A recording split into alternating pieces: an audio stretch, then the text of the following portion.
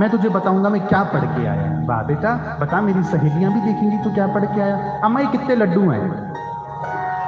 अम्मा बोली बेटा स्कूल बिस्कूल तो नहीं गई, 2-4 गिनती जानती हूँ, ये 2 लड्डू हैं। छोरा बोला मैं 3 साबित कर दूंगा।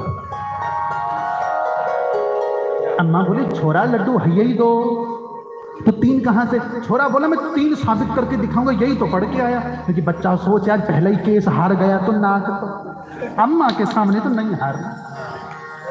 अम्मा बोली बेटा साबित कर। अब अम्मा की सहेलियां भी खड़ी अगल बगल। छोरा बोला ये लड्डू नंबर 1, ये लड्डू नंबर 2, 2 और 1 मान। अम्मा ये 3 है। अम्मा बोली 2 ही है। अम्मा ये 3 है, मैंने सिद्ध कर दिया। अम्मा बोली बेटा तेरा सिद्ध करना मुझे समझ नहीं आया। दोनों में बहस होती रही। अंदर पिताजी खटिया पे अखबार पढ़ रहे थे और काफी देर से पूरा ड्रामा देख रहे थे। बड़े गुस्से में पिताजी अंदर से अखबार पटक के आए। अनपढ़ की अनपढ़ रहेगी तू। बेटा ने कहा ना 3 लड्डू है तो मान क्यों नहीं ले? बेटा बहुत अच्छा पढ़ के आया हूँ, 3 ही लड्डू हैं। पिता ने 1 लड्डू उठाया अपने मुख में रख लिया, दूसरा लड्डू उठाया पत्नी के मुख में रख दिया। बेटा को कहा जो तूने सिद्ध किया वो तू खा।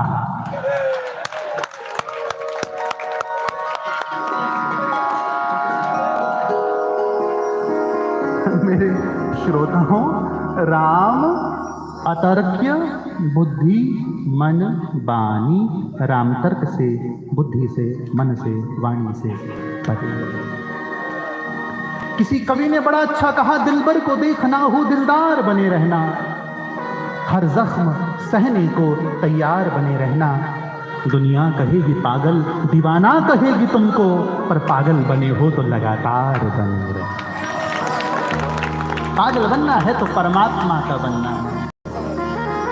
तेरी मेहरबानी का है बोझ इतना, जिसे मैं उठाने के काबिल नहीं हूं।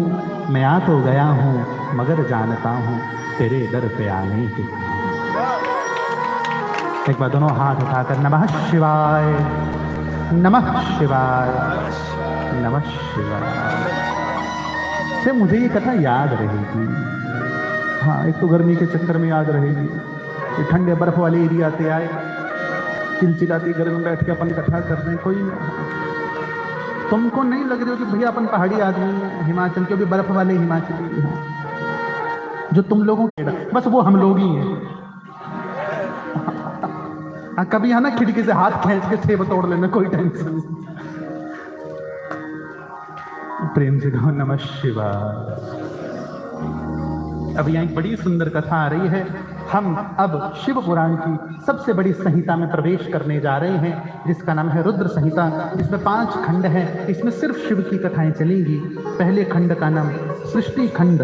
सृष्टि खंड को आरंभ करते हुए भगवान वेद व्यास जी लिखते हैं, विश्वोद्भव स्थिति लयादिषु हेतुमेकम् गौरीपतिं विदित तत्त्वमनंत कीर्तिम् मायाश्वयं विगतमायमचिन्त्य रूपं बोधस्वरूपममलं हि शिवं नमामि।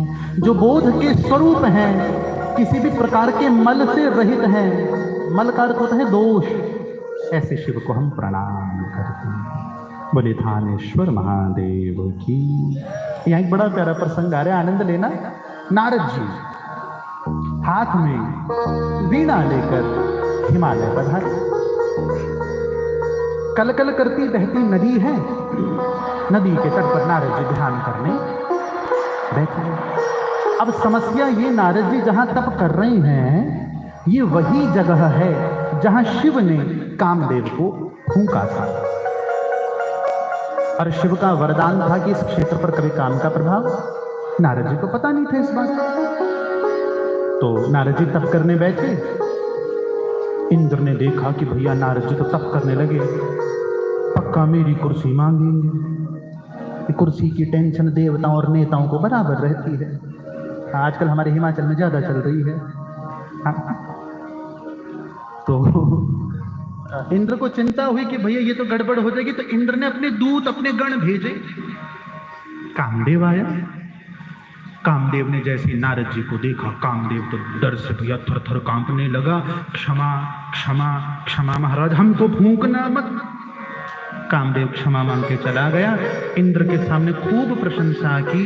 अब नारद जी महाराज अंदर ही अंदर फूल हैं।